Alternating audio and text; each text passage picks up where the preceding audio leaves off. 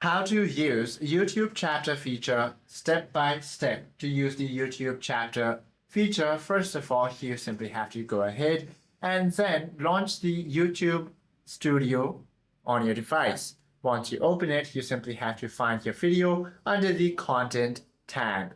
Now look or simply click the pencil icon to edit its detail, or tap on this three-dotted menu icon and you should be able to access this edit panel. From here, you simply have to navigate to the description box, and then once you tap on this description box, go ahead and then proceed to type a list of time markers paired with descriptive labels. All you have to do is now draft the list and then proceed to save it by tapping on the save option on the top right, and this is how you can enable or use the YouTube chapter feature. Hope this video helps you out a lot. If you have any questions or queries, do comment down below.